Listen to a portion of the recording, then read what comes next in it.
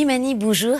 Bonjour. Alors, je suis particulièrement heureuse de vous recevoir aujourd'hui parce que vous êtes plus qu'une artiste, vous êtes une artiste engagée, une femme humaniste. D'ailleurs, vous êtes l'ambassadrice de cette association, c'est Endomind, qui lutte pour faire connaître et reconnaître une maladie encore tellement peu connue, c'est l'endométriose, une maladie gynécologique, chronique, qui fait énormément souffrir les femmes, très invalidante. 180 millions de femmes sont atteintes dans le monde. Il y a une estimation à peu près de 2, voire 4 millions en France. C'est énorme. Ouais. Et pourquoi, justement, cette maladie a été si longtemps ignorée et mal connue? Je sais pas, je pense qu'il y a un tabou autour des règles. C'est une maladie exclusivement féminine, c'est une maladie qui touche les règles, donc c'est une maladie qui touche à l'intime. Et je pense que déjà, dès le départ, les femmes qui en souffrent n'en parlent pas. Après, comme c'est, pour expliquer très brièvement ce que c'est que l'endométriose, c'est la paroi du mur utérin qui agit de manière complètement erratique. Et au moment des règles, au lieu que tout le sang s'évacue à l'extérieur du corps, une partie reste à l'intérieur et se déverse ailleurs et crée des lésions, crée des kystes, crée des adhérences parfois, qui font que ces cellules qui sont un peu partout dans votre corps réagissent aussi comme elles réagiraient si elles étaient dans l'utérus. Donc elles gonflent, elles se dégradent, elles saignent, elles créent des adhérences et donc elles créent des douleurs incroyables, invalidantes, handicapantes. Donc le problème aussi, c'est que quand vous avez mal pendant vos règles, qu'est-ce qu'on vous dit en premier? C'est t'as mal, c'est normal. Oui, ça c'est vrai.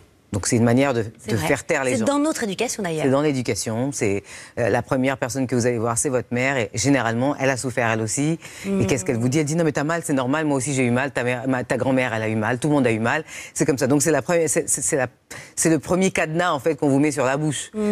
Ensuite, il y a un problème avec cette maladie, c'est qu'elle se dépiste très mal. Donc il y a énormément de médecins, des généralistes, qui ne savent pas la détecter. Donc une fois que vous avez passé la barrière de t'as mal, c'est normal, on va quand même chez le médecin, on vous file du Spasfon ou on vous file la pilule parce qu'on ne sait pas trop ce que vous avez. Et résultat des courses, il se passe 7 à 9 ans d'errance médicale entre le moment où vous avez mal et le moment où vous savez que vous avez la maladie.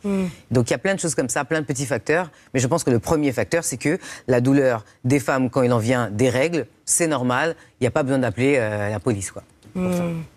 D'ailleurs, on parle même aussi de carrément retirer l'utérus. Qu'est-ce que vous en pensez? Ça, c'est des cas extrêmes. Oui, moi, je trouve ça assez violent. C'est des cas extrêmes qu'on appelle l'hystérectomie, où on pense que si on vous enlève l'utérus, on vous règle votre problème. Et alors moi, j'aime bien dire ça, c'est que je me dis, si on était en face d'un homme qui avait des dysfonctionnements érectiles très sévères, ça viendrait à l'idée de personne, d'aucun médecin, de leur couper le pénis pour que ça aille mieux. Parce que ça ira mieux. C'est vrai qu'une vie sans pénis, pour un homme, c'est vachement plus simple.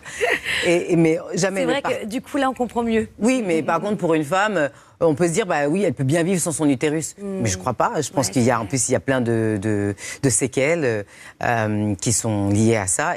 Et en plus, je ne crois pas, je ne suis pas une experte, mais de ce que j'ai lu et entendu, en vérité, ça ne règle pas vraiment non plus les problèmes de douleur. Je ne sais pas si ça règle vraiment les problèmes d'endométriose, mais en tout cas, ça ne règle pas les problèmes de douleur. Et en tout cas, ça en crée d'autres. Donc c'est assez violent de se dire qu'on peut retirer l'utérus à une femme juste parce qu'on n'arrive pas à régler son problème. Alors, Imani, vous êtes vous également atteinte d'endométriose. Et justement, la présidente de l'association Endomind, qui s'appelle Nathalie Clary, avait un petit message à vous adresser. D'accord. Bonjour Imani. Au nom de toutes les femmes atteintes d'endométriose, je tenais à te remercier pour tout ce que tu fais aux côtés de l'association pour sensibiliser les femmes, les jeunes filles, les médecins, nos instances publiques pour que la maladie soit mieux connue et mieux prise en charge. Je me rappelle quand tu es arrivée dans l'association, je ne sais pas si tu te souviens, tu avais rédigé un texte que tu avais publié sur tes réseaux sociaux. Est-ce que tu te rappelles des réactions que ça avait provoquées et est-ce que tu peux nous raconter ce que toi tu avais ressenti à ce moment-là? Merci beaucoup Nathalie Clary. Alors racontez-nous. Oui, parce que quand Nathalie, elle m'a contactée pour être la marraine de son association, elle était juste une agent de voyage auprès de qui je bookais mes vacances. Elle m'a demandé et au début j'ai dit non. J'ai dit non parce que j'avais pas envie de parler de ma vie privée J'essaie de pas le faire. Et ça, c'est quand même très, très privé, c'est quand même très, très intime. Et en fait, elle m'a dit, mais le problème de cette maladie, c'est qu'on est 4,2 millions de femmes à être atteintes en France, mais on est 4,2 millions de femmes atteintes, chacune de notre côté. Et si personne n'en parle, eh bien à ce moment-là, on libère personne. Donc, je me suis dit qu'effectivement, il fallait que j'en parle. J'ai fait une lettre ouverte où j'ai dit aux gens, je suis atteinte. Et je voudrais aussi vous dire que je suis ambassadrice de l'association Endomind et qu'il faut sortir du silence. Et j'imaginais pas que j'allais recevoir 300 messages, commentaires, messages en privé de femmes, de filles, de mères, de maris. Je pensais vraiment pas que ça allait être un déferlement de... plein de gens me disaient qu'ils étaient soulagés de se sentir moins seuls. Donc plein de femmes se sont mises à parler. Et j'ai été la première bouleversée parce que je me suis dit, mais en fait, tout ce temps-là, je pensais que j'étais toute seule à souffrir dans mon coin. Finalement, on était toute une bande à souffrir dans notre coin. Alors qu'il fallait juste parler, il suffisait juste de dire, moi aussi, pour que tout le monde dise moi aussi. Le MeToo, le fameux MeToo. Oui, j'allais vous le dire, le hashtag moi aussi. Alors, le fameux MeToo. Mais finalement... Et du coup, depuis, ça fait 3 ans que je bosse avec cette association et je ne le regrette pas. Et pourtant, il y a beaucoup de choses. On a beaucoup d'enjeux, mais... Alors, je ne sais pas si vous connaissez Steph, qui fait partie de l'émission. La question de Steph, qui fait du bien, on l'écoute. D'accord. Chérie, j'ai trouvé un truc super pour toi. C'est une marche. Pour faire reculer l'endométriose, ça s'appelle l'endomarche. J'ai même préparé un petit ruban jaune spécialement pour toi. Est-ce que je vais venir ? Eh bien, ça ne me concerne pas vraiment. Alors, Imani, est-ce qu'on pourrait lui expliquer que la question de l'endométriose, ça concerne aussi les hommes? Merci, Steph.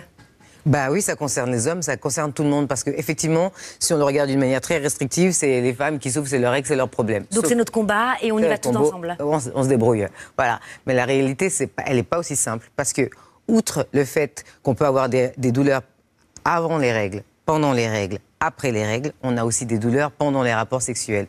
Et surtout, l'endométriose, c'est la première cause d'infertilité en France. Donc, forcément, les hommes y sont impliqués.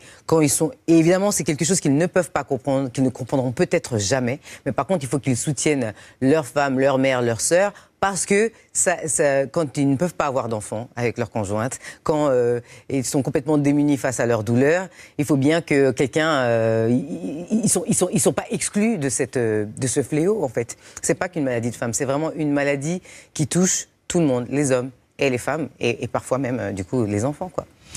Écoutez, Imani, vous êtes une grande femme. Merci d'être venue aujourd'hui sur le plateau. C'est un bonheur de vous recevoir.